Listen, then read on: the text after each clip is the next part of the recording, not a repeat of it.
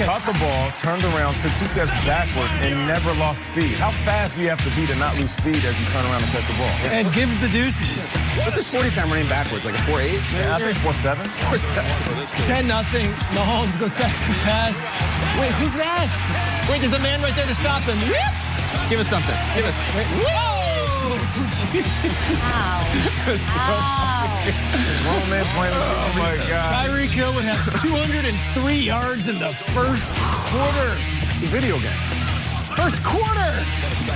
Third quarter, 2nd and 4. Chiefs in control, 20-10. Tyreek again. Third touchdown this game. All right, so this game's over, right? 27-8. Not so fast. Buccaneers showing a little fight here. Brady in a weird one here. Intercepted, though. That right there is Tyrann Mathieu, who's going to take it, and he's going to keep going. Going to look to lateral. He's just going to slide up. Brady. It's over. Right now it's over. Again, Brady and the Bucs showed a little bit of fight. Down 10. They scored, and then here's Mike Evans playing with a hobbled ankle. Scores, and all of a sudden we've got a 3-point game. Ensuing Chiefs. Need to stop him. Just stop the Chiefs. Stop him once. 3rd and 7. Mahomes. Oh. First down, game over. Game over. It's it. You can't stop Mahomes at the end. That's just what teams are learning.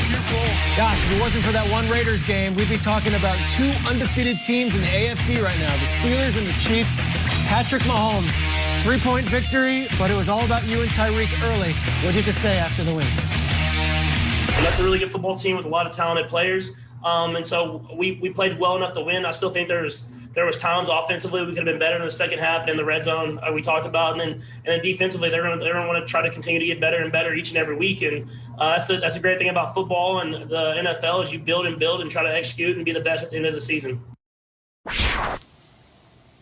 Guys, he threw for 359 yards in the first half. That is the most in a first half since like 1978. Tyreek Hill and Travis Kelce are now 1st and 2nd in receiving in the NFL, which is absolutely crazy, insane. Nate, what stood out to you? What was the most impressive part? That they were unstoppable, and that connection between Patrick Mahomes and Tyreek Hill is phenomenal.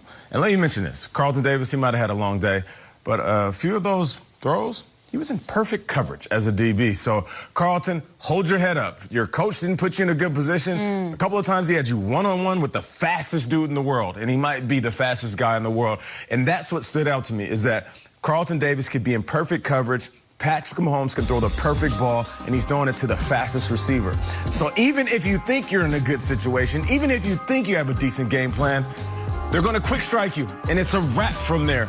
So what stood out is that they have the most phenomenal connection. And like I said before, Tyreek Hill has reset the perspective or the narrative that you need a tall, 6'5", Calvin Johnson, Randy Moss-esque wide receiver in the league. No, you don't.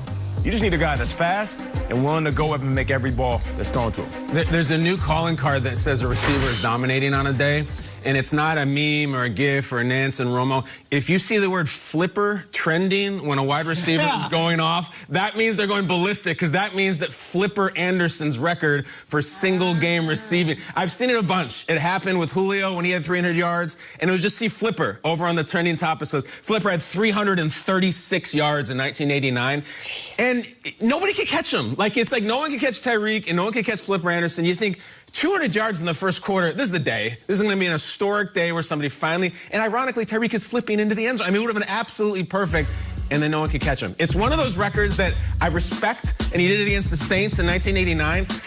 But I want it to be broken. It's time. We're in a passing era. We're in the era of these freaks and DKs. It's time to run down Flipper. I think this guy's going to do it. And I think he could have done it if they set out to break the record. Just the game plan went other plays, and they kind of slowed him down. But this moment right here, doing a flip, should have been the Flipper day. He got the top 8 to get the record. I mean, perfect. All you need is a Dolphin and Paul Hogan, Peter. That's all that was missing. Let's go. That was good. DiMaggio's 56 games and the Flipper Anderson record. Yes. It's unbreakable. Let's break that thing. Mahomes is really good, but what always stands out for me is, like, they always have the pedal to the metal. Like, they don't ever let up. A lot of teams play it safe at the end and get a little nervous. Like, first, let's go to Mahomes in the fourth quarter here. This is a 2nd down, and just look at, you're trying to stop him here. You're in a 1-point game.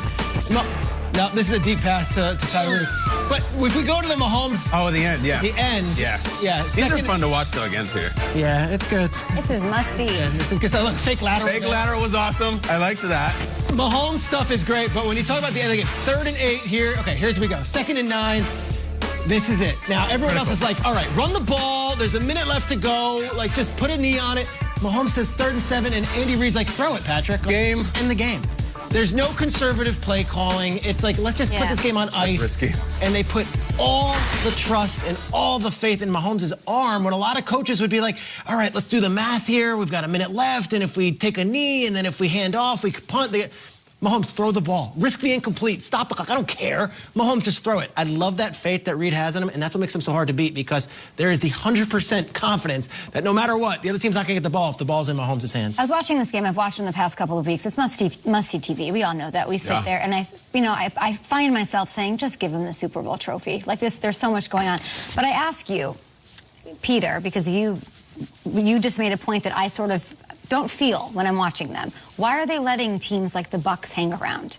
Why, like, oh, they're 0-3 in the red. Like, why is it so close? Like, such a dominant performance. Bucs are a good team. They squeaked by the Raiders. The Panthers even. It's like, why is it so, isn't it kind of weird that it's so close at the end? By the end, I think it's a little weird. Yeah, look, I don't think they're looking to be the #1 ranked team in college football. They're winning. I don't think they care about their points. They're not worried about Vegas and how much they win by. Like, at the end of the day, they beat the Chargers in that close game. They beat the Raiders last week. And you're never nervous. Like, I'm never nervous even when it gets close. Yeah, me too. Never nervous with the ball in his hands at the end. And that's kind of the frustration part. If you're the other team, you're like, all right, we're just getting one more shot, but you don't get another shot. Mahomes puts you down. I think my point is, instead of just giving them the trophy because the games are so close, they're close. They're not blowing teams out, even though they look so dominant in every aspect and every side of the game. It's not going to be a cakewalk in the AFC, and I'm here for that. Well, you have to imagine, how did they win the trophy in the first place? It was a close game to the San Francisco 49ers, so they're okay with winning as long as they win. All right, let's get some highlights. This was a wild one. The Saints, Broncos, okay. It was something. So Kendall Hinton was activated on the roster because 4 of the Broncos quarterbacks had COVID issues. So Kendall Hinton was out there doing his best. I think, believe me, 1 for 9, 13 yards, and a couple interceptions. Here's one. That was Taysom Hill, who just scored. We know Taysom Hill can run with the ball. I respect Kendall Hinton more than I respect most guys in the NFL. He was thrown out there. He had a smile on his face. He was getting beat up. You know what? He was letting it fly. The score looks ugly, but my respect is high for that young man. The Saints, they win this one, an expected victory, 31-3. Trace has more on that game just ahead.